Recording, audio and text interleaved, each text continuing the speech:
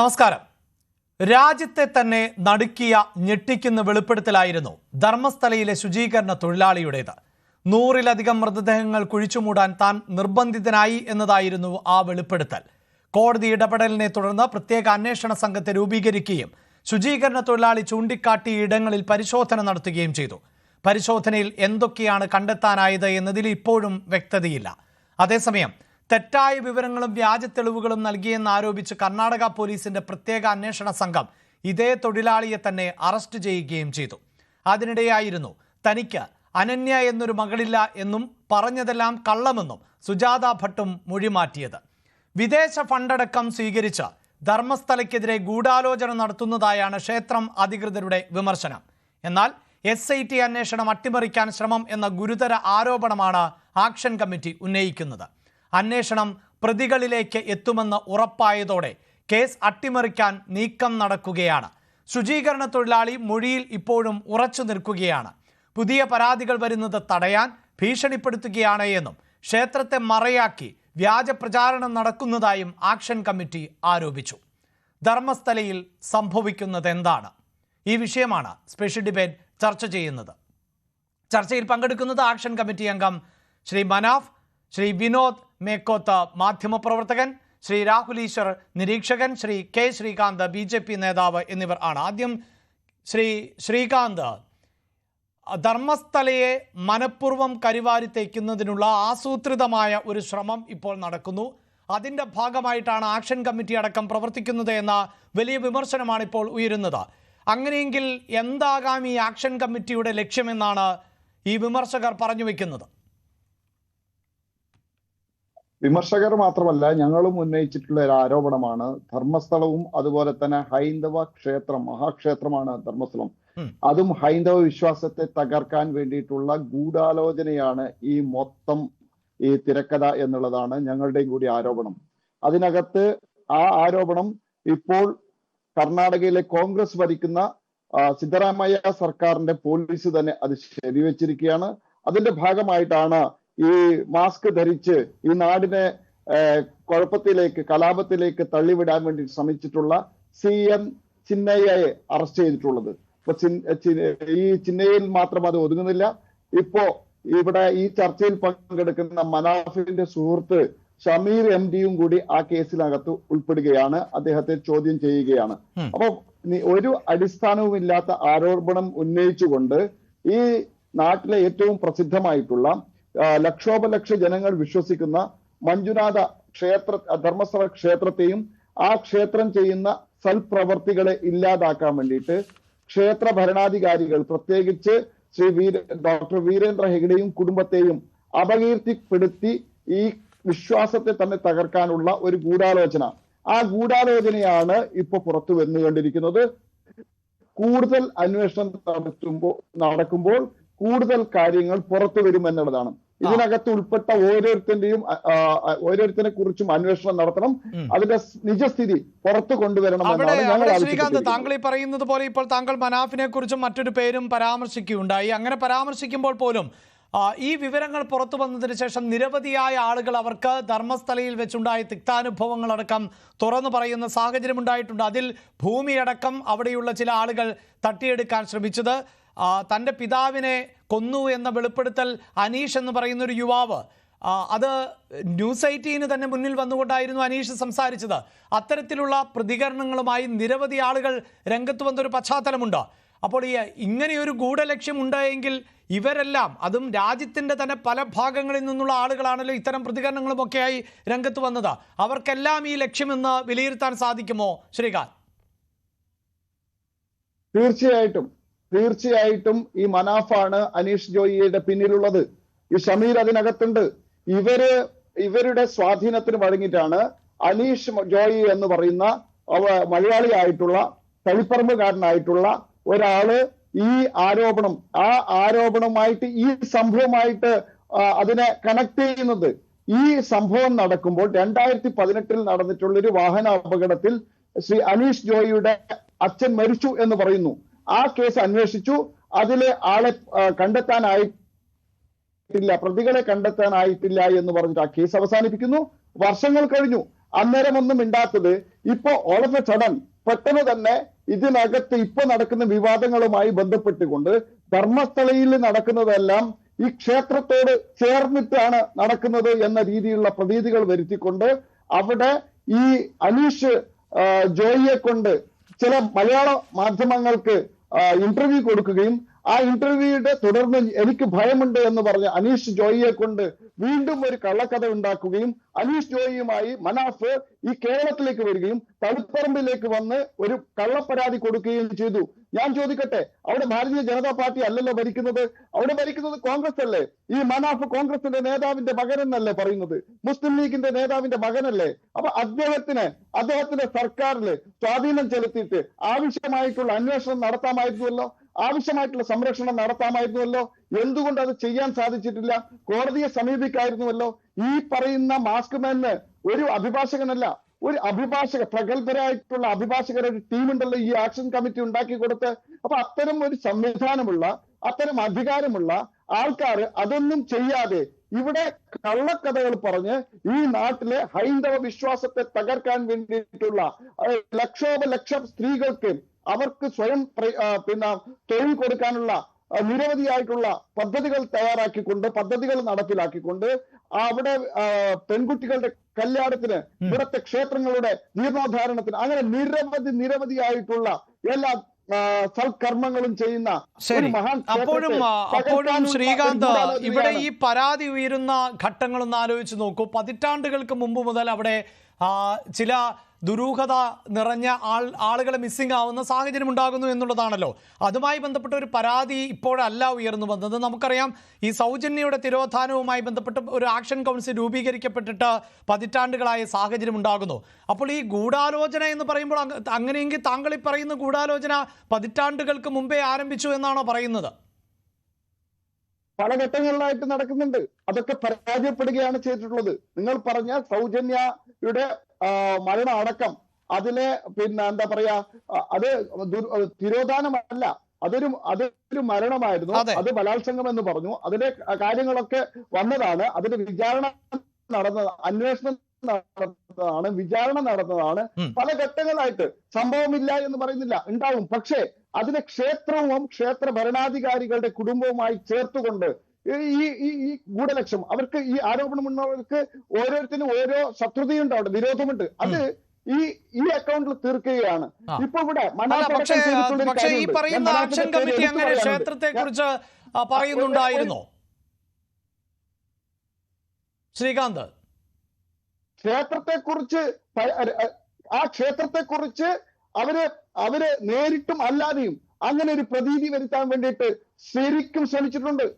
അതെല്ലാം ഇവരുടെ ഈ അച്യുതണ്ട്, ഈ മനാഫ്, ഷമീർ, അതുപോലെ തന്നെ ജയന്ത്, അതുപോലെ തന്നെ അവിടെ ഗിരീഷ്, ഇങ്ങനെയുള്ള അച്യുതണ്ട്, ഈ മനാഫിന്റെ സുഹൃത്തായിട്ടുള്ള ഷമീർ എം പി, ആ യൂട്യൂബ് ചാനലുകാരന്റെ പ്രസ്താവന കണ്ടാൽ അറിയാലോ, യൂട്യൂബ് ചാനലിൽ വന്നിട്ടുള്ള വാർത്തകൾ കണ്ടാൽ അറിയാലോ, അദ്ദേഹം പ്രസിദ്ധീകരിച്ചിട്ടുള്ള കള്ളക്കഥകൾ കേട്ടാൽ അറിയാലോ. ഏറ്റവും ഒരു കാര്യം കൂടി പറയാം. ഇവിടെ ഒരു ഇല്ലാത്ത അനന്യ ഭട്ടിനെ ഉണ്ടാക്കി. അനന്യ ഭട്ടിന് ഒരു മാതാവ് സുജാത ഭട്ടിനുണ്ടാക്കി. എന്നിട്ട് ഈ മനാഫ് അടക്കം എന്താ പറഞ്ഞിട്ടുള്ളത്? എന്റെ കസ്റ്റഡിയിലുണ്ട്, എന്റെ അണ്ടറിലുണ്ട് എന്ന് പറഞ്ഞതല്ലേ ഈ മനാഫ്.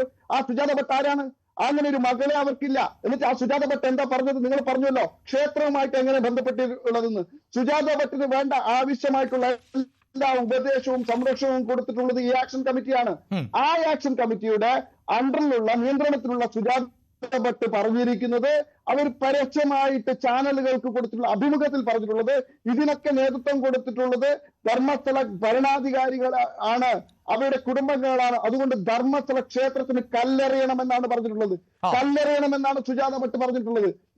ഈ ആക്ഷൻ കമ്മിറ്റിയുടെ നിയന്ത്രണത്തിലുള്ള കള്ളക്കഥകളുമായിട്ട് ഈ നാട്ടിൽ കലാപം ഉണ്ടാക്കാൻ വേണ്ടിയിട്ട് ഇറങ്ങിപ്പുറപ്പെട്ട ഒരു വൃദ്ധ വിദ്യാഭ്യാസമുള്ളവരാണ്, അവർക്ക് കാര്യപ്രാപ്തിയുള്ളവരാണ്, കാര്യങ്ങൾ അറിയുന്നവരാണ്. അവരെ ഉപയോഗിച്ചുകൊണ്ടാണ് ആ ക്ഷേത്രത്തിനെതിരായിട്ട് നേരിട്ട് ആരോപണം ഉന്നയിച്ചിട്ടുള്ളത്.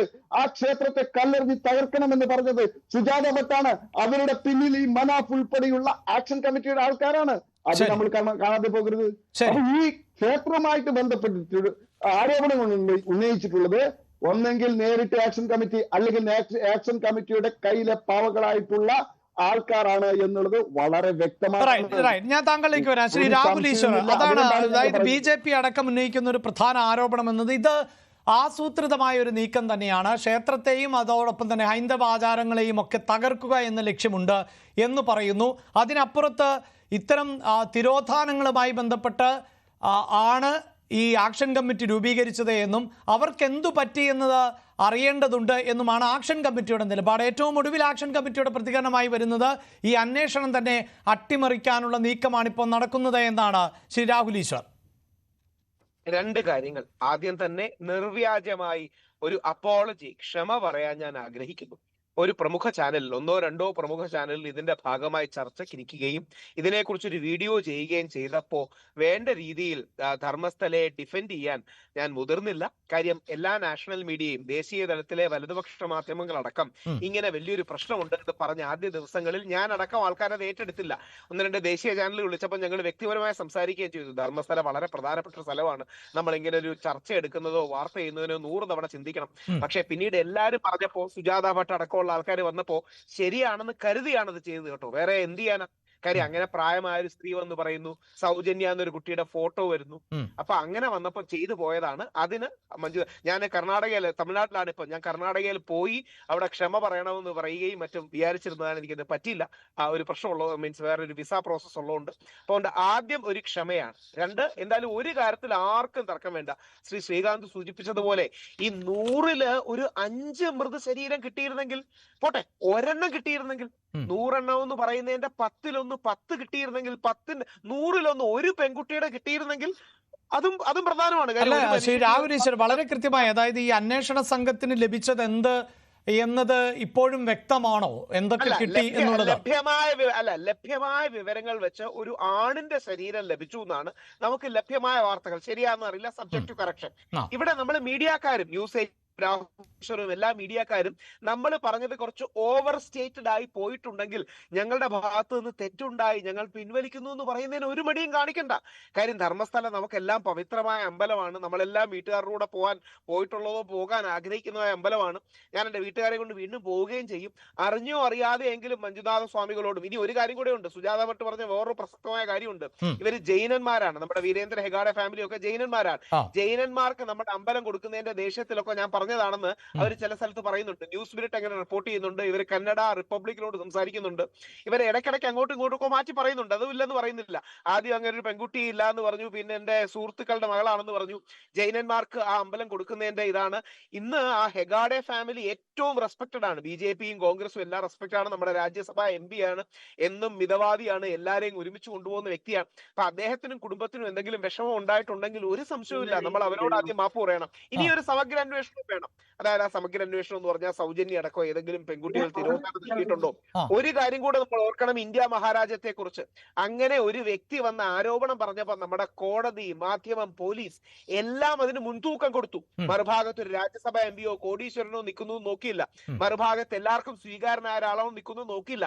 നമ്മുടെ നിയമ സംവിധാനങ്ങളിൽ അഭിമാനമാണ്. സത്യം ആലോചിച്ച് നോക്കുക. ന്യൂസ് 18 നമ്മളും എല്ലാം എന്താ ചെയ്ത് പൂർണ്ണ പിന്തുണ കൊടുത്തു. അദ്ദേഹം ദളിതനാണ് എന്നൊക്കെ പറഞ്ഞപ്പോൾ നമ്മൾ എക്സ്ട്രാ പിന്തുണ. ന്യൂസ് 18 സംബന്ധിച്ചിടത്തോളം ഈ വാർത്ത ഇപ്പോഴും തുടരുക തന്നെയാണ് ന്യൂസ് 18 ചെയ്തുകൊണ്ടിരിക്കുന്നത്. കാരണം ന്യൂസ് 18 ഇത് ക്ഷേത്രമാണ് ചെയ്തത് എന്നോ ക്ഷേത്രം ഭാരവാഹികളാണ് ഇതിന് പിന്നിലെന്നോ ഒരു റിപ്പോർട്ടിലും നിങ്ങൾക്ക് കണ്ടെത്താനും സാധിക്കില്ല. അവിടെ കൃത്യമായി ദുരൂഹമായി നിരവധി ആളുകളെ കാണാതായി. അത് തെറ്റാണ്. അത് താങ്കൾ ശ്രീ രാഹുൽ ഈശ്വർ ഒറ്റ കാര്യം, ശ്രീ അഭിലാഷ് പറഞ്ഞ കാര്യം തെറ്റാണ്. ന്യൂസ് 18-ല് ആ ക്ഷേത്രവുമായി ബന്ധപ്പെട്ട് ഈ മനാഫിനെ പോലെയുള്ള ആൾക്കാർ പറഞ്ഞത് വിശ്വസിച്ച് ക്ഷേത്രത്തിന്റെ പേര് നേരിട്ട് പറഞ്ഞില്ലെങ്കിലും ധർമ്മസ്ഥലം, ധർമ്മത്തിന്റെ മണ്ണ്, ധർമ്മത്തിന്റെ ഭൂമി, അവിടെ അധർമ്മം വിളയാടുന്നു എന്ന് നേരിട്ട്. തീർച്ചയായും അങ്ങനെയെങ്കിൽ അതാണ് ഞാൻ താങ്കളോട് പറഞ്ഞത്. താങ്കൾ പറയുന്ന ധർമ്മസ്ഥല എന്ന് പറയുന്നത് എത്ര ഏക്കർ വിസ്തൃതിയുള്ള ഒരു പ്രദേശമാണ് ശ്രീകാന്ത്? താങ്കൾ തന്നെ പറയൂ. അല്ല, താങ്കൾ തന്നെ പറയൂ. ധർമ്മസ്ഥല എന്ന് പറയുന്നത് എത്ര വിസ്തൃതമായ ഒരു പ്രദേശമാണ്? പറയൂ. ധർമ്മത്തിന്റെ നാടാണെന്ന് പറഞ്ഞ ആ ക്ഷേത്രവുമായിട്ട് ബന്ധപ്പെട്ടിട്ടാണ് ആ പേര് തന്നെ വന്നിട്ടുള്ളത്. അതുകൊണ്ട് ധർമ്മസ്ഥലം എന്ന് നിങ്ങൾ ധർമ്മസ്ഥലം എന്ന് പറയുമ്പോൾ ആ ക്ഷേത്രത്തിനെ തന്നെയാണ് പറയല്. അതുകൊണ്ട് നിങ്ങൾക്കൊക്കെ പറ്റിയത് ഈ മനാഫിനെ വിശ്വസിച്ചതാണ്. അല്ല, മനാഫ് പറയുന്നത് ഉൾപ്പെടെയുള്ള കാര്യങ്ങൾ ഈ ചർച്ചയിൽ മനാഫ് പങ്കെടുക്കുന്നുണ്ട്. ശ്രീകാന്ത്, മനാഫ് അടക്കം ചർച്ചയിൽ പങ്കെടുക്കുന്നുണ്ട്. കാരണം ഈ സൂചിപ്പിക്കുന്ന പോലെ ഇതൊരു ജനാധിപത്യ സംവിധാനമാണ്. അവിടെ ദുരൂഹമായ സാഹചര്യത്തിൽ നിരവധി ആളുകളെ കാണാതായി എന്ന് ഒരു ശുചീകരണ തൊഴിലാളി പറയുന്നു. ആ ശുചീകരണ തൊഴിലാളിയുടെ വെളിപ്പെടുത്തലിന്റെ അടിസ്ഥാനത്തിൽ കോടതി ഇടപെടുന്നു. അങ്ങനെ ഒരു അന്വേഷണ സംഘത്തെ ഏർപ്പെടുത്തുന്നു. അക്കാര്യങ്ങൾക്കിടയിൽ ആക്ഷൻ കൗൺസിലിന്റെ പ്രതികരണം അടക്കം ഞങ്ങൾ തിരയുന്ന സാഹചര്യമുണ്ടായി. ആ സമയത്ത് ക്ഷേത്രത്തിനോ ക്ഷേത്രവുമായി ബന്ധപ്പെട്ടോ ഉള്ളവർക്കും പ്രതികരിക്കാമായിരുന്നു. അത്തരത്തിൽ ഒരു പ്രതികരണത്തിനും അവർ തയ്യാറായിരുന്നില്ല. അതുകൊണ്ട് തന്നെയാണ് ഈ ക്ഷേത്രത്തിന്റെ പേര് ഞങ്ങൾ ഒരിക്കൽ പോലും ഉപയോഗിക്കാത്തത്. അല്ല, നിങ്ങൾ ഇത്രയും കോലാഹലം ഉണ്ടാക്കുമ്പോ ഒരാൾ അതിനെതിരായിട്ട് വന്ന് പറഞ്ഞാൽ നിങ്ങൾ അത് ഏറ്റെടുക്കോ? തീർച്ചയായും. എന്തുകൊണ്ട് അങ്ങനെ പറയരുത് ശ്രീകാന്ത്. അങ്ങനെയെങ്കിൽ ഇതാ ഇപ്പോൾ ഈ ചർച്ചയ്ക്ക് തൊട്ടു മുമ്പ് നടന്ന ചർച്ച രാഹുൽ മാങ്കൂട്ടവുമായി ബന്ധപ്പെട്ടാണ്. എത്രയോ ആളുകൾ വെളിപ്പെടുത്തൽ നടത്തി. അതുകൊണ്ട് രാഹുലിന് പറയാൻ അവസരമുണ്ടായിരുന്നില്ലേ? രാഹുൽ ഞങ്ങളുടെ റിപ്പോർട്ട് ഡാൻകുര്യനുമായി ബന്ധപ്പെട്ട വാർത്ത പുറത്തുവിട്ടു. അത് ഞങ്ങൾ അതേപടി തന്നെയാണ് ടെലികാസ്റ്റ് ചെയ്തത്. നിങ്ങൾ വഴിതെറ്റിക്കരുത്. ഒരിക്കലുമില്ല. സാമാന്യമായിട്ട് ഒരു സാമാന്യ ബുദ്ധിക്ക് യുക്തിക്ക് നിരക്കുന്നതാണോ ശ്രീ അഭിലാഷ് ഈ ആരോപണം? 100 ശവശരീരം ഞാൻ ഒറ്റയ്ക്ക് കുഴിച്ചു മൂടി എന്നൊക്കെ പറഞ്ഞാൽ വിശ്വസിക്കാൻ കഴിയുന്നതാണോ? ആരാണ് അന്വേഷണം? ആരാണ് ഈ വിഷയത്തിൽ അന്വേഷണം നടത്തണമെന്ന് ആവശ്യപ്പെട്ടത്? ശ്രീകാന്ത്, ആരാണ് അന്വേഷണം നടത്തണമെന്ന് ആവശ്യപ്പെട്ടത്? അല്ലല്ല, താങ്കൾ പറയൂ. താങ്കൾ സൂചിപ്പിച്ചല്ലോ, ആരാണ് അന്വേഷണം നടത്താൻ ഉത്തരവിട്ടത്? അല്ല ശ്രീകാന്ത്, താങ്കൾ പറഞ്ഞോളൂ, ആരാണ് അന്വേഷണത്തിന് ഉത്തരവിട്ടത് എന്ന് പറയൂ. താങ്കൾ പറയുന്ന സാമാന്യ യുക്തി ഇല്ലാത്തത് കൊണ്ട് അന്വേഷിക്കേണ്ട എന്നാണോ വെച്ചത്? കോടതിയാണ് അന്വേഷണത്തിന് നിർദ്ദേശം നൽകിയത്. ഞാൻ പറയുന്നത് ഒരു ആരോപണം വന്നു, അവിടെ പോലീസിന്റെ പരാതി കൊടുത്തു, കോടതിക്ക് കൊടുത്തു. മനസ്സിലാക്കാൻ കോടതിക്ക് അത് ചെയ്യാതിരിക്കാൻ പറ്റില്ല. അതിൽ മാത്രം വാർത്ത ഒതുക്കിയിട്ടുണ്ടെങ്കിൽ ആ കോടതി നിർദ്ദേശം നൽകിയതിനു ശേഷമാണ് ശ്രീകാന്ത് ഈ വാർത്ത പുറത്തേക്ക് വരുന്നത്. ഞാൻ ചോദിക്കുന്നത് ആ ആരോപണം സത്യസന്ധമാണോ എന്ന് നോക്കിയിട്ടല്ലേ വാർത്തക്ക് പ്രാധാന്യം കൊടുക്കേണ്ടത്. വാർത്ത കൊടുക്കണ്ടെന്ന് പറയുന്നില്ല, പക്ഷെ വാർത്തക്ക് ഏറ്റവും കൂടുതൽ പ്രാധാന്യം, അർഹിക്കാത്ത പ്രാധാന്യം കൊടുത്തും തെറ്റാണ് ന്യൂസ് 18 കേരളം മലയാളം ചാനൽ ചെയ്ത് തെറ്റാണെന്ന് നിങ്ങളുടെ പ്ലാറ്റ്ഫോമിൽ തന്നെ പറയുന്നത്. അത് പറയാം. അതിനാണല്ലോ ശ്രീകാന്ത് താങ്കളെ ഞാൻ തടയുന്നുണ്ടോ? അത് പറയുക, അതിനുള്ള സ്വാതന്ത്ര്യം താങ്കൾക്കുണ്ടായിരുന്നേ. ആ സ്വാതന്ത്ര്യം, അതായത് ഇത് തെറ്റാണ് എന്ന് പറയുന്ന താങ്കളുടെ അതേ സ്വാതന്ത്ര്യം ഇത് ശരിയാണ് എന്ന് പറയുന്ന ആളുകൾക്കും കൊടുക്കുന്നുണ്ട്. അത്രയേ ഉള്ളൂ. ശ്രീ രാഹുൽ ഈശ്വർ, വളരെ പെട്ടെന്ന് എനിക്ക് രണ്ട് വരി പറഞ്ഞു തീർത്ത് ശ്രീ മനാഫടക്കം അദ്ദേഹത്തിന്റെ വാദങ്ങൾ വെക്കാനുണ്ട്. ഒന്ന്, ശ്രീകാന്ത്ജിയുടെയും എന്റെയും ഒക്കെ വാദങ്ങൾ ഒരു ഭക്തന്റെ മനസ്സിൽ നിന്ന് കണ്ടാൽ മതി. ബാക്കിയുള്ളവർ പറയുമെന്നറിയില്ല. ശ്രീകാന്ത്ജി ഒരു ഭക്തനായിട്ട് എടുത്ത് പറയുകയാണ്, എന്റെ ഭാഗത്ത് നിന്നടക്കം ഇത് ഓവർ സ്റ്റേറ്റ് ചെയ്തിട്ടുണ്ട്, എനിക്കതൊരു വിഷമമുണ്ട്. ഇനിയെങ്കിലും നമുക്ക് ഒരു സമഗ്രമായ അന്വേഷണം വേണം. ഇതിന്റെ സർവ്വതല സ്പർശിയായിട്ടൊരു അന്വേഷണം വേണം. ഇനി ഒരു പെൺകുട്ടിക്കെങ്കിലും അങ്ങനെ ജീവിതമോ മറ്റോ നഷ്ടപ്പെട്ടിട്ടുണ്ടെങ്കിൽ നമ്മളെല്ലാം അതിന്റെ കൂടെ നിൽക്കും, സംശയമില്ല. അത് തെളിവുകളുടെ അടിസ്ഥാനത്തിലായിരിക്കണമെന്ന കാര്യത്തിൽ നമുക്ക് ആർക്കും തർക്കം വേണ്ട.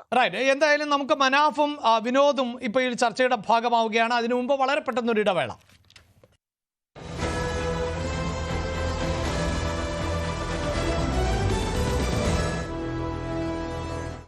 ഇപ്പോൾ ശ്രീ മനാഫും അതോടൊപ്പം തന്നെ ശ്രീ വിനോദും ചർച്ചയുടെ ഭാഗമാകുന്നുണ്ട്. ശ്രീ മനാഫ്, അങ്ങേയറ്റം ഗുരുതരമാകുന്ന ആരോപണങ്ങളാണ് താങ്കൾക്കെതിരെ ഈ ചർച്ചയുടെ ഭാഗമായി BJP നേതാവ് കൂടിയായ ശ്രീകാന്ത് ഉന്നയിക്കുന്നത്. പ്രത്യേകിച്ച് താങ്കളും താങ്കളുടെ തന്നെ ഒപ്പമുള്ള ഷമീറും ചേർന്നുകൊണ്ട് തെറ്റായ വിവരങ്ങൾ അടക്കമാണ് മാധ്യമങ്ങൾക്ക് അടക്കം പങ്കുവച്ചത് എന്നുള്ളതാണ് അദ്ദേഹം പറയുന്നത്. പ്രത്യേകിച്ച് അനീഷ് ജോയിയെ അടക്കം ഈ മാധ്യമങ്ങൾക്ക് മുന്നിൽ തെറ്റായ വിവരങ്ങൾ നൽകി അവതരിപ്പിച്ചു എന്നാണ് പറയുന്നത്. എന്തിനായിരുന്നു ആ വിവരങ്ങൾ അങ്ങനെ തെറ്റായി അവതരിപ്പിച്ചത് എന്നും അവർ സംശയം പ്രകടിപ്പിക്കുന്നു. ഞാൻ അതിന്റെ മുമ്പേ ഒരു കാര്യം ചോദിക്കാനുള്ളത്, അദ്ദേഹം പറഞ്ഞു ഞാൻ ഈ അമ്പലം തകർക്കാൻ വേണ്ടിയിട്ടാണെന്ന് പറഞ്ഞു. ഞാൻ അദ്ദേഹത്തോട് ചോദിക്കുകയാണ്, ഞാൻ എത്ര അമ്പലം തകർത്തിട്ടുണ്ട്? എന്റെ ജോലി എന്താ, അമ്പലം തകർക്കലാണോ?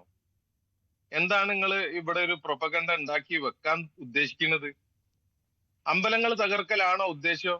ഒരാൾ ഇവിടെ വന്നിട്ട് പറയാണ്, ഞാൻ 100-ൽ പരം മൃതശരീരങ്ങൾ ഒരു സ്ഥലത്ത് കുഴിച്ചിട്ടിട്ടുണ്ട്, അത് ഇന്ന ആളുകൾ പറഞ്ഞിട്ടാണ് കുഴിച്ചിട്ടത്, അതില് മലയാളി സ്ത്രീകളടക്കം ഉൾപ്പെടുന്നു എന്ന് പറയുമ്പോ സ്വാഭാവികമായിട്ട് ഇത് കേട്ടിട്ട് മിണ്ടാതെക്കണം എന്നാണോ പറയുന്നത്?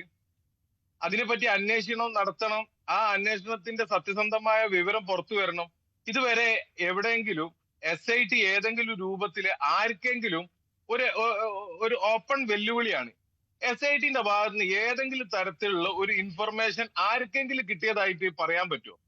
വെറുതെ നമ്മൾ എന്താ പറഞ്ഞു കഴിഞ്ഞാൽ ഈ ഇവിടെ ഉള്ള സമൂഹത്തിന്റെ ഇടയിൽ ഒരു ഭിന്നത ഉണ്ടാക്കാനും ഒരു വർഗീയ ധ്രുവീകരണം ഉണ്ടാക്കാനും വേണ്ടിയിട്ട് മാത്രം ഉപകരിക്കുകയുള്ളൂ ഇത്തരത്തിലുള്ളത്. ഒരു വിഷയത്തില് SIT അന്വേഷണം നടത്തിക്കൊണ്ടിരിക്കുകയാണ്. ആ വിഷയത്തിന്റെ ഒരു തരത്തിലുള്ള ഇൻഫർമേഷനും SITന്റെ ഭാഗത്തു നിന്നോ മറ്റെവിടുന്നോ വന്നിട്ടില്ല. കർണാടക ഗവൺമെന്റ് ഈ വിഷയത്തിൽ കർണാടക ആഭ്യന്തരമന്ത്രി എന്താണ് പറഞ്ഞത്? വിധാൻ സൗദയിൽ വെച്ചിട്ട് പറഞ്ഞത് 2 സ്ഥലത്തു നിന്ന് മൃതദേഹങ്ങൾ കിട്ടിയിട്ടുണ്ട്. ഒന്ന് ഒരു പൂർണ്ണ രൂപത്തിലുള്ള മൃതദേഹം കിട്ടിയിട്ടുണ്ട്, മറ്റൊന്ന് ഈ വിഷയത്തിൽ ഒരുപാട് എന്താ അസ്ഥി അവശിഷ്ടങ്ങൾ കിട്ടിയിട്ടുണ്ട്.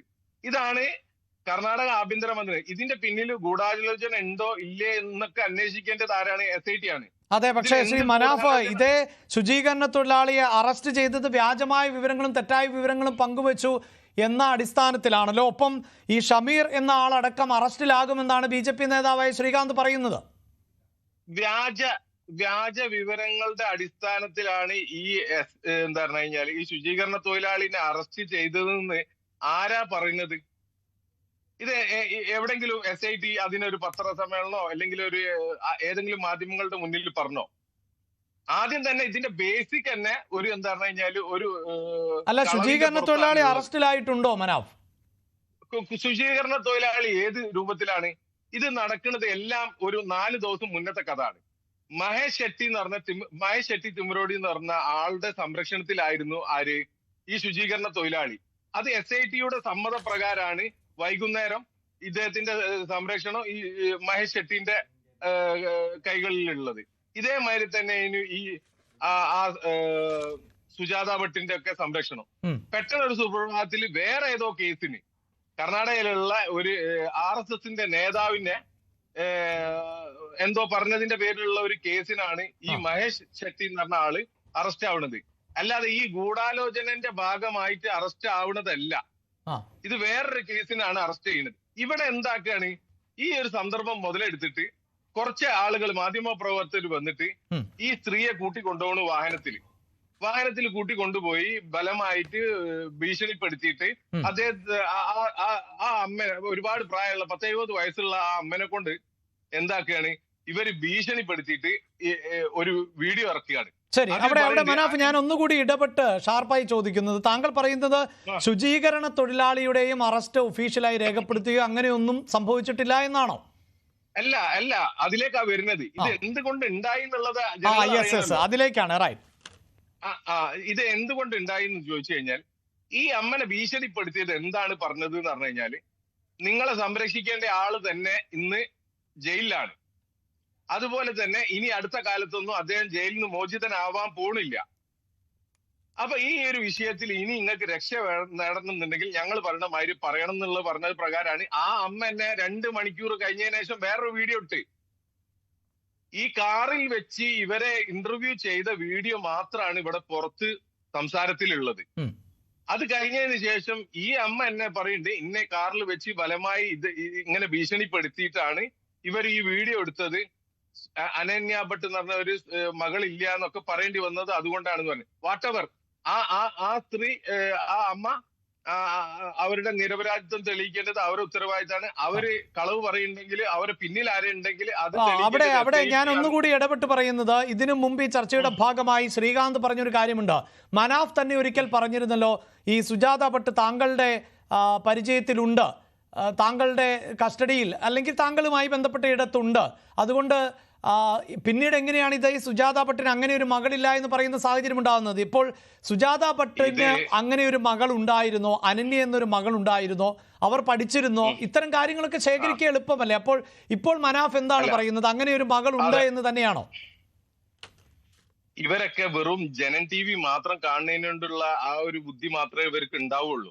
ഈ ജനൻ TVയിലാണ് ഞാൻ അങ്ങനെ പറഞ്ഞത്. ജനൻ TVന്റെ ചർച്ചയിൽ നിരന്തരമായിട്ട് സുജാത ഭട്ട് എവിടെ എന്ന് വെച്ചിട്ട് ഇവര് ആക്രോശിച്ചപ്പോ ഞാൻ പറഞ്ഞു എന്റെ അണ്ടറിൽ ഉണ്ട് എന്ന് പറഞ്ഞു. ഓൾറെഡി ഈ ഒരു കേസിലെ ഏറ്റവും വലിയ ഒരു ജീവിച്ചിരിക്കുന്ന ഒരു വിക്ടിമാണ് ഈ സുജാത ഭട്ട് എന്ന് പറയുന്നത്.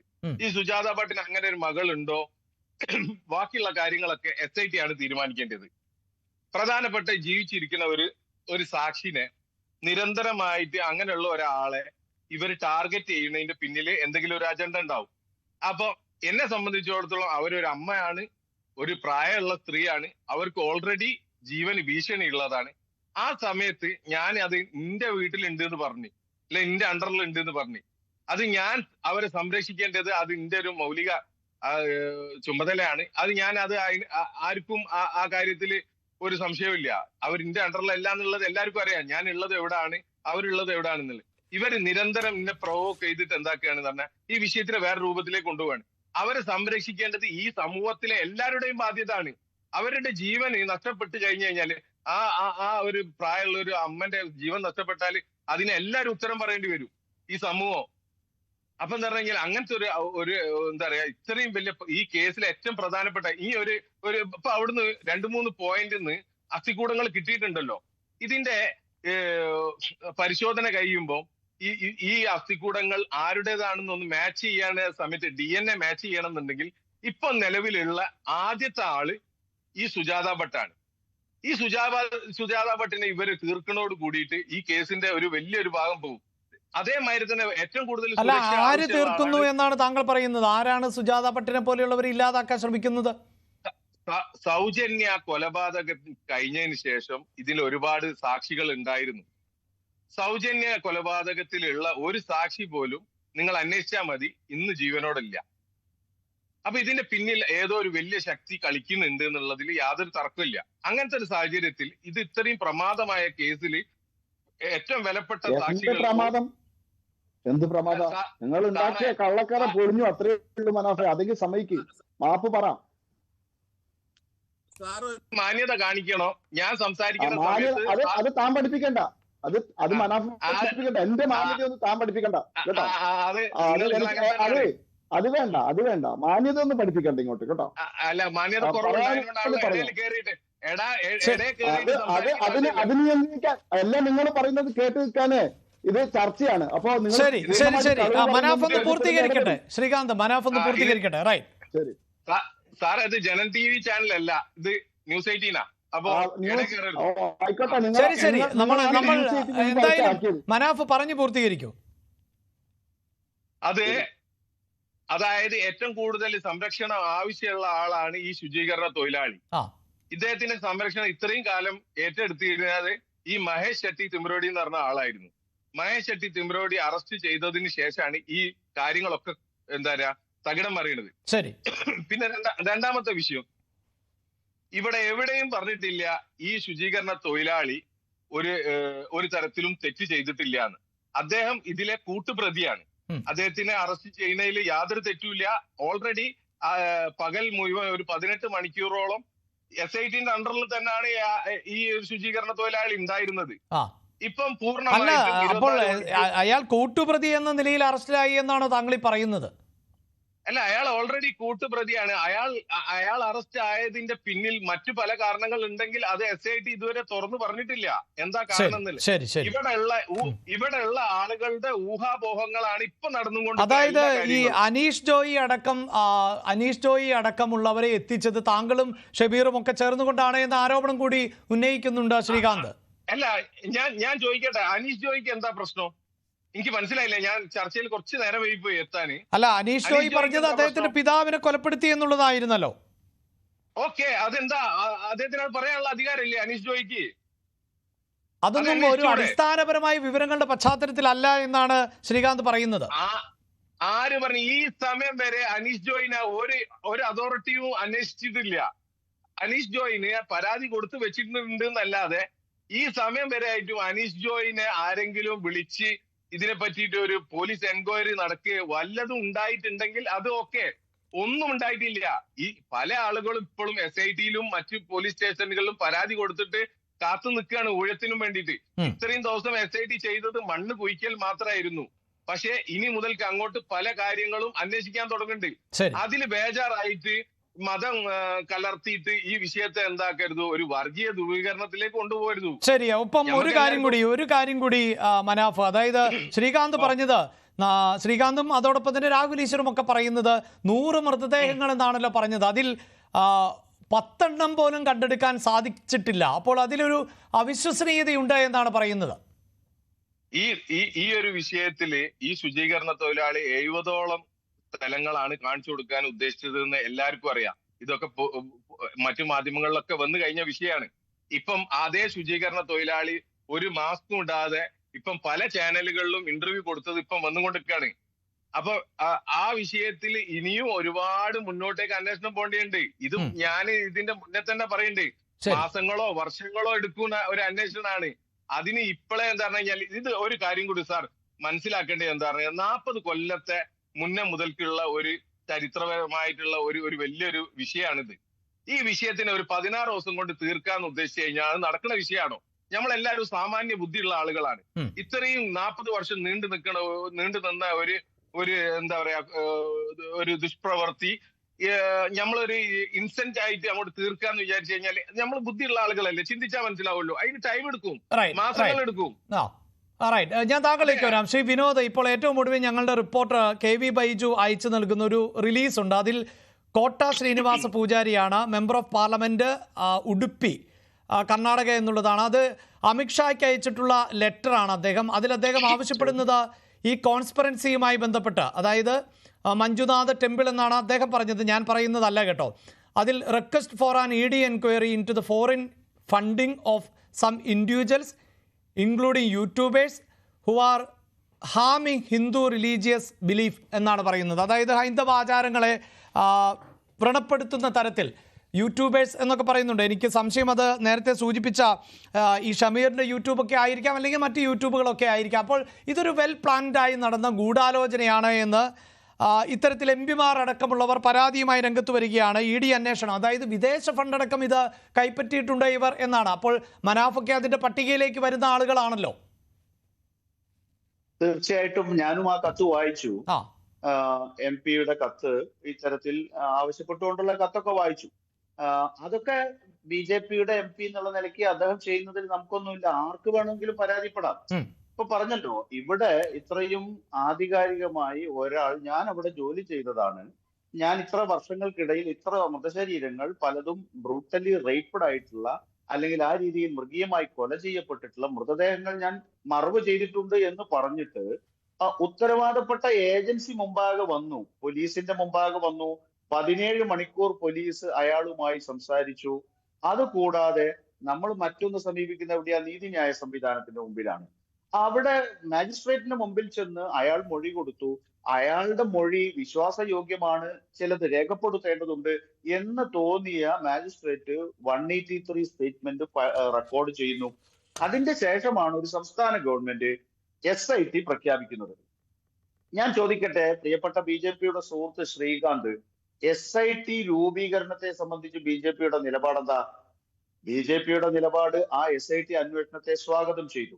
ഇനി രണ്ടാമത്തെ കേസ്, SIT ആരുടെ നേരെയാണോ ഓങ്ങുന്നത് എന്ന് നിങ്ങൾ ആരോപിക്കുന്നത്. നമ്മളെ സംബന്ധിച്ചിടത്തോളം അങ്ങനെ ഒരു ആക്ഷേപമില്ല.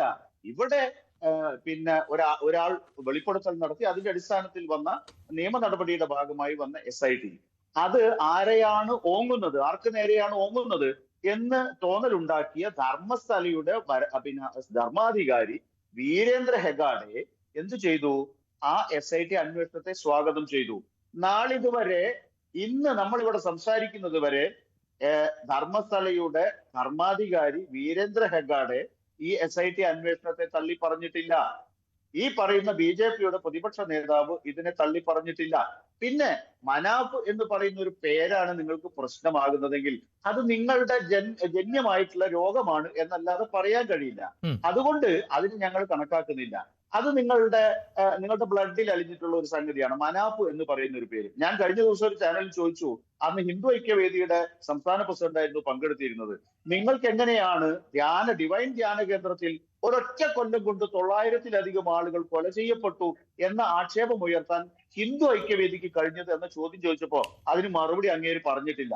അപ്പം ഡിവൈൻ ധ്യാന കേന്ദ്രം എന്ന് പറയുന്നത് ഒരു ക്രിസ്തീയ സ്ഥാപനമാണ്, അല്ലെങ്കിൽ അങ്ങനെയുള്ള രീതിയിലുള്ള ആളുകൾ നടത്തുന്ന സ്ഥാപനമാണ്. അവിടെ 900-ലധികം ആളുകൾ കൊല ചെയ്യപ്പെട്ടു എന്നതിന്റെ പേരിൽ ഒരു കോടതി ഇതേപോലെ തന്നെ അന്വേഷണം വേണമെന്ന് പറഞ്ഞ് ഇതുപോലൊരു SIT രൂപീകരിച്ചു വിൻസെന്റ് പോളിന്റെ നേതൃത്വത്തിൽ. അവസാനം ആ കേസ് എന്തായി? അന്വേഷണം നടക്കട്ടെ. ആർക്കാണ് ഇതിൽ വ്യഗ്രത? ആർക്കാണ് ഇതിൽ ബേജാറ്?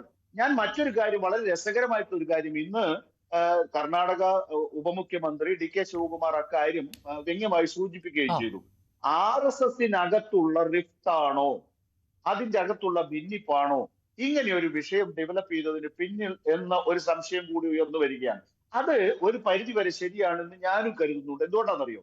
ഞാൻ ഈ ധർമ്മസ്ഥല വിഷയം ഉണ്ടായ സമയത്ത്, ഈ വെളിപ്പെടുത്തൽ വന്ന സമയത്ത് ഞാനും മനാഫും ഒക്കെ ഈ പറയുന്ന സൗജന്യ ആക്ഷൻ കമ്മിറ്റിയുടെ ഭാരവാഹിയായിട്ടുള്ള പ്രധാനിയായിട്ടുള്ള മഹേഷ് ഷെട്ടി തിമറൊടിയുടെ വീട് സന്ദർശിച്ചു.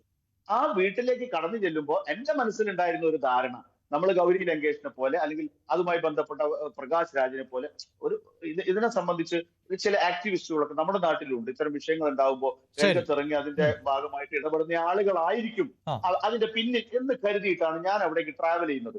അവിടെ ചെന്ന് നോക്കുമ്പോൾ കാണുന്നത് ഇന്ന് ഇന്ത്യയിൽ ഉണ്ടായിട്ടുള്ള 100 വർഷത്തിനിടയിൽ ഉണ്ടായിട്ടുള്ള സർവ്വ സർസംഘ് ചാലകുമാരുടെയും ചിത്രത്തിന് കീഴിൽ, അതോടൊപ്പം തന്നെ ഭാരതാംബയുടെ ചിത്രത്തിന് കീഴിൽ, ഈ പറയുന്ന കാവിക്കൊടിയുടെ കീഴിൽ വാജ്പേയിയുടെ പടത്തിനരികിലായി സൗജന്യയുടെ വലിയൊരു പടം വെച്ച് അവിടെയാണ് മഹേഷ് ഷെട്ടി തിമറൊടി എന്ന് പറയുന്നയാൾ പിന്നെ അവിടെ അത് ജീവിക്കുന്നത്.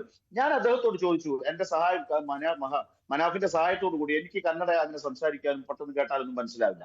അപ്പൊ ഞാൻ ചോദിച്ചു, താങ്കൾ ഇങ്ങനെ ഒരു ഹിന്ദുത്വ രാഷ്ട്രീയക്കാരനായിരിക്കെ, ഒരു RSSകാരനായിരിക്കെ, താങ്കൾക്ക് എങ്ങനെയാണ് ഒരു ക്ഷേത്രത്തിനെതിരായി, അത് പ്രധാനപ്പെട്ട പോയിന്റ് അല്ലേ, ക്ഷേത്രത്തിനെതിരായി എന്ന് ആക്ഷേപിക്കപ്പെടുന്ന തരത്തിലുള്ള ഒരു വിഷയത്തെ നിങ്ങൾക്ക് എങ്ങനെ എടുത്തു ഉയർത്താൻ കഴിയും എന്ന് ചോദിച്ചപ്പോൾ അദ്ദേഹം പറഞ്ഞൊരു കാര്യമുണ്ട്. അത് ശ്രീകാന്ത് കൂടി കേൾക്കേണ്ടതാണ്. ഇത്തരത്തിലൊരു അനീതി നടന്നിട്ടുണ്ടെങ്കിൽ, അധർമ്മം നടന്നിട്ടുണ്ടെങ്കിൽ അതിനെ ചോദ്യം ചെയ്യാൻ ഉള്ള പ്രത്യയശാസ്ത്രമല്ല ഹിന്ദുത്വമെങ്കിൽ ഞാൻ അതിനോടൊപ്പമല്ല എന്ന് പറയുന്ന നിലയിലേക്ക് അയാൾ വന്നു. മഹേഷ് ഷെട്ടി തിമറൊടി പറഞ്ഞു. അതോടൊപ്പം തന്നെ ഇവിടുത്തെ രാഷ്ട്രീയ കക്ഷികളെല്ലാം ഈ പറയുന്ന ആളുകളോടൊപ്പമാണ് എന്ന ഒരു നിലപാടും അദ്ദേഹം സ്വീകരിച്ചു. ഞാൻ പറഞ്ഞു വന്നത്, ഇന്ന് DK ശിവകുമാർ അവിടുത്തെ ഉപമുഖ്യമന്ത്രി പറഞ്ഞതും ഇതുമായി ചേർത്ത് വെക്കുന്ന സമയത്ത് ഇവിടെ ഞാനൊരു വളരെ റെലവന്റ് ആയിട്ടുള്ള ചോദ്യം ചോദിക്കട്ടെ. മനാഫിന് എന്താണ്, ഷമീറിന് എന്താണ് ധർമ്മസ്ഥലയിൽ കാര്യം എന്ന ചോദ്യം RSS ഉയർത്തുമ്പോൾ തന്നെ RSSലെ ഒരു വിഭാഗം ജൈന മതസ്ഥരായിട്ടുള്ള ഈ പറയുന്ന ഹെഗാഡെമാർക്ക് എന്താണ് ഹിന്ദു ക്ഷേത്രത്തിൽ കാര്യം എന്ന ചോദ്യം അവർ ഉയർത്തുന്നുണ്ടാവില്ലേ? അപ്പൊ ഇത്തരത്തിൽ ഒരു മതവുമായി ബന്ധപ്പെട്ട ക്ഷേത്രം അല്ല, അതാണ് ശ്രീ വിനോദ്, അത് എന്തിന്റെ പേരിലായാലും അങ്ങനെ ഒരു ക്ഷേത്രാചാരമോ അല്ലെങ്കിൽ ക്ഷേത്രത്തെ തകർക്കുന്നതിനോ വേണ്ടിയുള്ള ഗൂഢാലോചനയാണ് എന്ന വാദം വരികയാണ്. അപ്പൊ എവിടെയാണ് ഈ ഗൂഢാലോചന നടന്നത്? അങ്ങനെയാണെങ്കിൽ എവിടെയാണ് ഈ ഗൂഢാലോചന നടന്നത്? ആരാണ് ഗൂഢാലോചന നടത്തിയത് എന്ന് പരിശോധിക്കേണ്ടതല്ലേ? ഞാൻ പറയുന്നത് SIT അന്വേഷണത്തിലാണല്ലോ.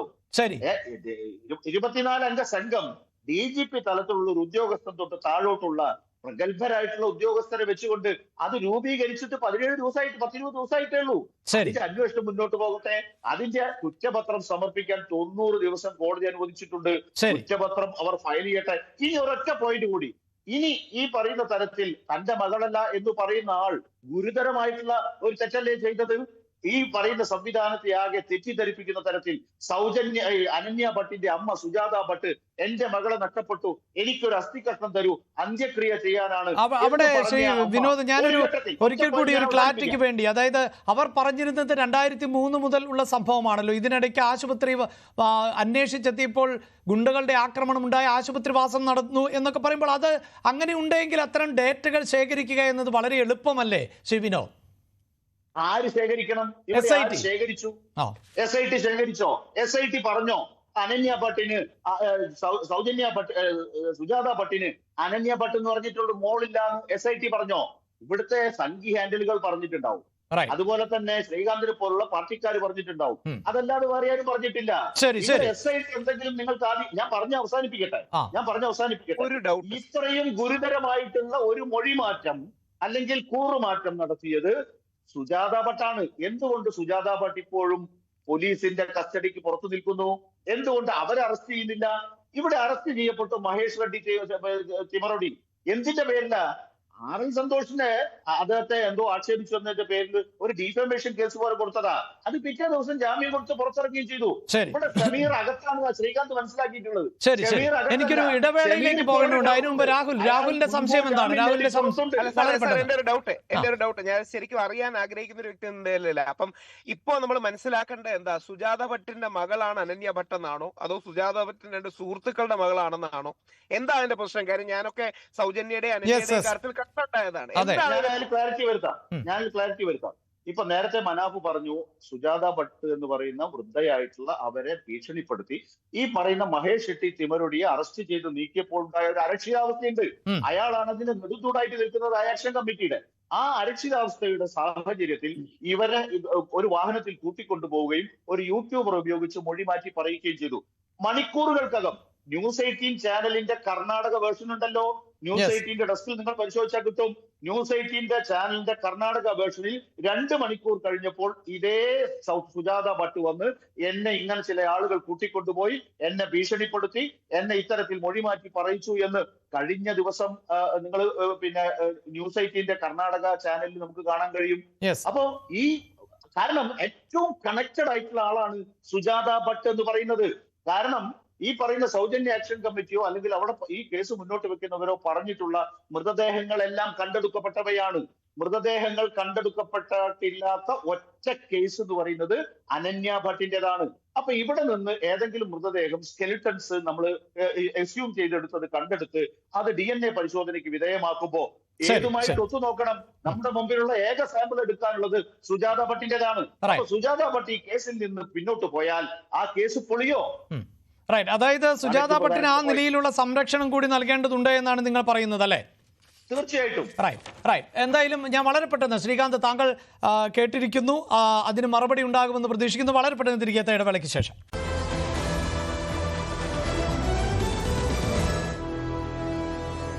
യെസ് ശ്രീകാന്ത്, ഇതായി 90 ദിവസം ഉണ്ട് കുറ്റപത്രം സമർപ്പിക്കാനെന്നിരിക്കെ, ദിവസങ്ങൾ മാത്രമേ അന്വേഷണം ആരംഭിച്ചിട്ടുള്ളൂ എന്നിരിക്കെ ഇപ്പോൾ തന്നെ എങ്ങനെയാണ് ഈ മട്ടിൽ, അതായത് ഇതൊരു ഗൂഢാലോചനയുടെ ഭാഗമാണ്, ഫണ്ടിങ് വന്നിരിക്കുന്നു, അങ്ങനെയൊക്കെയുള്ള ആരോപണങ്ങൾ എന്തിന്റെ അടിസ്ഥാനത്തിലാണ് ഉന്നയിക്കാൻ സാധിക്കുക എന്നുള്ളതാണ് ആക്ഷൻ കമ്മിറ്റിയുടെ ചോദ്യം. ഇവിടെ ഈ മാസ്ക് മാൻ ഇപ്പൊ പേര് പുറത്തു വന്നിട്ടുള്ള CN ചിന്നയ്യ, അദ്ദേഹത്തിന് കോടതിയിൽ പ്രത്യേകമായിട്ടുള്ള സംരക്ഷണം ഏർപ്പെടുത്താൻ വേണ്ടി പറഞ്ഞിട്ടുണ്ട്. അദ്ദേഹത്തിന്റെ ഐഡന്റിറ്റി പുറത്ത് പോകാതിരിക്കാൻ വേണ്ടിയിട്ട് അദ്ദേഹത്തിന് മാസ്ക് അണിയിച്ചിരുന്നു. അദ്ദേഹത്തെ ആർക്കും തിരിച്ചറിയാൻ കഴിയുന്നില്ല. അദ്ദേഹത്തിന് SIT രൂപീകരിച്ച് അതിന്റെ ചോദ്യം ചെയ്യുന്ന, അതായത് മൊഴിയെടുക്കുന്ന സമയത്ത്, തെളിവുകൾ ശേഖരിക്കുന്ന സമയത്ത് ഒരു അഭിഭാഷകൻ അദ്ദേഹത്തിന്റെ കൂടെ എന്നും ഉണ്ടാകും. കോടതിയുടെ ഡയറക്ഷനാണ്, സർക്കാരിന്റെ നിലപാടാണ്. അപ്പൊ അദ്ദേഹത്തിന്റെ ഓരോ ചോദ്യവും ഓരോ അക്ഷരവും തന്റെ അഭിഭാഷകന്റെ ടീം ഓഫ് അഡ്വക്കേറ്റ്സ് ആണ്, ഒരാളല്ല, ഒരു ടീമാണ് ഈ ആക്ഷൻ കമ്മിറ്റി ആക്കി കൊടുത്തിട്ടുള്ളത്. അദ്ദേഹത്തിന്റെ അഭിഭാഷകന്റെ സാന്നിധ്യത്തിലാണ് ചോദ്യം ചെയ്യുന്നത് അല്ലെങ്കിൽ തെളിവ് ശേഖരിക്കുന്നത്. അതുകൊണ്ട് പോലീസ് മുറ ഒന്നും അവിടെ നടക്കില്ല. മറ്റൊന്ന്, ഇദ്ദേഹത്തിന് രാവിലെ വരിക, വൈകുന്നേരം തെളിവ് ശേഖരിച്ച് അല്ലെങ്കിൽ അത് കഴിഞ്ഞിട്ട് തിരിച്ചു കൊണ്ടുപോകുക. ഇപ്പൊ മനാഫ് പറഞ്ഞത് വിശ്വസിക്കുകയാണെങ്കിൽ ഈ ചിന്നയ്യ ആരുടെ കസ്റ്റഡിയിലാണ്? മഹേഷ് ഷെട്ടി തിമരോടി ഒരു 1.5 പതിറ്റാണ്ടായിട്ട് ധർമ്മസ്ഥല ക്ഷേത്രാധികാരികൾക്കെതിരാണ്, ആ കുടുംബത്തിനെതിരാണ്. വളരെ വ്യക്തമായിട്ടുള്ള നിലപാട് അദ്ദേഹത്തിന് ആ കുടുംബത്തിനെതിരായിട്ടുണ്ട്. അദ്ദേഹത്തിന് വളരെയധികം ആരോപണങ്ങൾ ആ കുടുംബത്തിന് നേരെയുണ്ട്. അങ്ങനെയുള്ള ആളുടെ കയ്യിലാണ് ഈ ചിന്നയ്യ തന്നെ ഇപ്പൊ പുറത്ത് പറഞ്ഞിരിക്കുന്നത് എന്നെ ഇതൊക്കെ പറയിച്ചത് ഇന്ന ആൾക്കാരാണെന്നൊക്കെ തെളിവ് പറഞ്ഞിട്ടുണ്ട്. അപ്പൊ ഇത് കൂട്ടി വായിക്കുമ്പോൾ വളരെ വ്യക്തമാണ് ഈ മഹേഷ് ഷെട്ടി തിമരോടി അങ്ങനെയുള്ള വിവരങ്ങളൊക്കെ ഇപ്പോൾ പുറത്തു വന്നിട്ടുണ്ടോ? അതൊക്കെ ആധികാരികമാണോ ശ്രീകാന്ത്? കാരണം ഇവിടെ ഈ കസ്റ്റഡിയിലിരിക്കുന്ന ആളിന്റെ വിവരങ്ങൾ എങ്ങനെയാണ് BJPക്ക് അറിയാൻ സാധിക്കുക? മനാഫിന് എങ്ങനെയാണ് സുജാത ഭട്ടിന്റെ മകളാണ് അനന്യ എന്നറിഞ്ഞത്? സുജാത ഭട്ട് പോലീസിന്റെ കസ്റ്റഡിയിലല്ല, അതാണ് അവർ ഉന്നയിക്കുന്നത്. സുജാത ഭട്ടിന് പോലീസ് സംരക്ഷണം നൽകണമെന്നാണ് അവർ പറയുന്നത്. കാരണം ആരാലും വധിക്കപ്പെടാം, അവർക്ക് പ്രായാധിക്യമുണ്ട്. പറയൂ അഭിലാഷ്, അല്പസമയം എനിക്കൊന്ന് പൂർത്തീകരിക്കാൻ തരും. രണ്ടാളുടെ ആരോപണത്തിന് താങ്കളുടെ ചോദ്യത്തിന് ഞാൻ ഉത്തരം പറയാം, എന്നിട്ട് നമുക്ക് താങ്കളുടെ ചോദ്യം ചോദിക്കാം. ഞാൻ പറഞ്ഞത്, ഇങ്ങനെ ഇത്രയും 100 ആൾക്കാരെ കൊന്ന് അതിലെ തെളിവും ഒന്നുമില്ലാതെ ഇതുവരെ അന്വേഷണം നടത്താതെ ഇത്രയും ഈ നമ്മുടെ ഇവിടെ രാജ്യം മാത്രമല്ല, കർണാടകയും കേരളവും മാത്രമല്ല, രാജ്യം മാത്രമല്ല, അന്തർദേശീയ തലത്തിൽ ശ്രദ്ധ നേടിയിട്ടുള്ള ഒരു സംഭവം. ആ സംഭവത്തിലെ സാക്ഷികളെ ഈ കുടുംബവുമായിട്ട് വിരോധമുള്ള, പകയുള്ള ഒരാളുടെ കസ്റ്റഡിയിലാണോ സംരക്ഷണത്തിലാണോ ഏർപ്പെടുത്തേണ്ടത്? അങ്ങനെയാണെങ്കിൽ മനാഫിന്റെ പാർട്ടിയുടെ സർക്കാർ പൂർണ്ണ പരാജയമാണ്, പോലീസ് പൂർണ്ണ പരാജയമാണെന്ന് പറയേണ്ടി വരും. ഒന്ന് നോക്കൂ, നിങ്ങൾ ഈ മഹേഷ് ഷെട്ടി തിമരോടിയുടെ സംരക്ഷണത്തിലാണ് ഈ മാസ്ക് മാൻ ചിന്നയ്യ എന്ന് പറയുന്നത് തന്നെ ഗൂഢാലോചനയുടെ ഭാഗമായിട്ടുള്ളതാണ് എന്നുള്ളതിന്റെ തെളിവാണ്. രണ്ടാമത് സർക്കാരും പോലീസും പരാജയമാണ്. അവർ ഈ ഗൂഢാലോചനയ്ക്ക് പങ്കാളികളായിട്ടുള്ളവരുടെ കസ്റ്റഡിയിൽ കൊടുത്തത് തെറ്റാണ്, നിയമവിരുദ്ധമാണ്, അപകടകരമാണ്. ഒന്ന്. രണ്ടാമത് ഇത് തന്നെയാണ് സുജാത ഭട്ട് ഇങ്ങനെ ഒരു വെളിപ്പെടുത്തൽ അല്ലെങ്കിൽ ഒരു പുറത്ത് മാധ്യമങ്ങൾക്ക് അവര് ഇതൊന്നും ഞാൻ ചെയ്തിട്ടില്ല, എന്നെ കൊണ്ട് ചെയ്യിച്ചതാണ് എന്ന് പറഞ്ഞിട്ടുണ്ടെങ്കിൽ അങ്ങനെ പറയാനുള്ള അവസരം ഉണ്ടാക്കിയത് പോലീസും കർണാടക സർക്കാരും സിദ്ധരാമയ്യന്റെ സർക്കാരുമല്ലേ. അപ്പൊ അവരും ഈ സുജാത ഭട്ട് ഇപ്പൊ മനാഫ് പറഞ്ഞത് പൂർണ്ണമായിട്ട് വിശ്വസിക്കുകയാണെങ്കിൽ ഈ ആരോപണം ഉന്നയിച്ച സുജാത ഭട്ടും ആരുടെ കസ്റ്റഡിയിലാണ്, ആരുടെ നിയന്ത്രണത്തിലാണ്, ആരുടെ സംരക്ഷണത്തിലാണ്? ഈ തെഗഡെ അതുപോലെ തന്നെ ധർമ്മസ്ഥല ക്ഷേത്രത്തിന്റെ ഭരണാധികാരികളുമായിട്ടുള്ള ശത്രുതയുള്ള, പകയുള്ള, വിദ്വേഷമുള്ള, പരസ്യമായിട്ട് നിലപാട് സ്വീകരിച്ചുള്ള മഹേഷ് ഷെട്ടി തിമുരോടിയുടെ നിയന്ത്രണത്തിലാണ് എന്ന് പറയുന്നത് ഇത് കണക്ട് ചെയ്യാൻ വേറെ ഒന്നും വേണ്ടല്ലോ.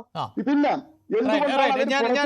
വളരെ പെട്ടെന്ന് താങ്കൾ ഈ പറഞ്ഞതിന് ഒരു മറുപടി എന്തുകൊണ്ട് എന്നുള്ളത് എനിക്ക് സമയം ഒറ്റ കാര്യം പറഞ്ഞിട്ട് അവസാനിപ്പിക്കാം. അത്തരം ആൾക്കാരുടെ നിയന്ത്രണത്തിലാണ് എന്നുള്ളതാണ് ഞാൻ പറഞ്ഞിട്ടുള്ള കാര്യങ്ങളൊക്കെ എന്റെ അന്വേഷണത്തിൽ ഞങ്ങൾക്ക് ബോധ്യപ്പെട്ടിട്ടുള്ള കാര്യങ്ങളാണ്.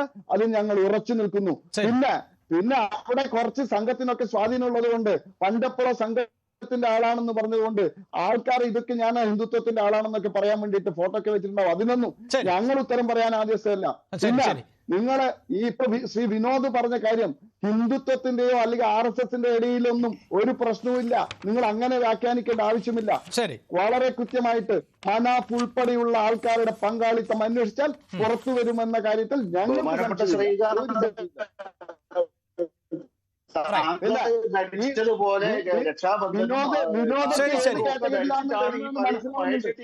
വിനോദൊക്കെ നക്സൽ അർബൻ നക്സൽ ചിന്താഗതിക്കാരാ. അതുകൊണ്ട് നിങ്ങളൊന്നും പറയണ്ട.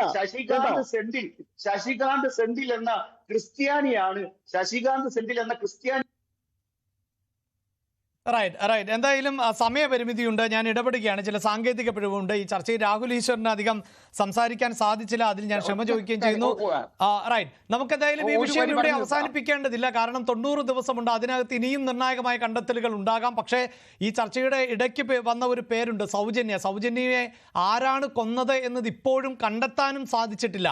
അതാണ് ഇത്തരം വിഷയങ്ങളുടെ പ്രസക്തി വർദ്ധിപ്പിക്കുന്നത്. ഒരു പ്രതിയെ കണ്ടെത്തിയിരുന്നു, അത് ആ പ്രതി ആയിരുന്നില്ല യഥാർത്ഥ പ്രതിയെന്ന് കണ്ടറിഞ്ഞ് പിന്നീട് വിട്ടയച്ചു. പക്ഷേ സാക്ഷികളൊന്നും ഇപ്പോൾ ജീവിച്ചിരിക്കുന്നില്ല. ഇത്തരം ദുരൂഹത അവിടെയുണ്ട് എന്നത് വസ്തുതയാണ്. അപ്പോൾ പിന്നെ ആര് ഇത്തരം കൃത്യങ്ങൾക്ക് പിന്നിൽ എന്ന് കണ്ടെത്തിയാലും ഇതിന് ഉത്തരമാകും. വളരെയധികം നന്ദി. ചർച്ചയിൽ പങ്കെടുത്ത എല്ലാ അതിഥികൾക്കും. സ്പെഷ്യൽ ഡിബേറ്റ് പൂർണ്ണമാകുന്നു. നമസ്കാരം.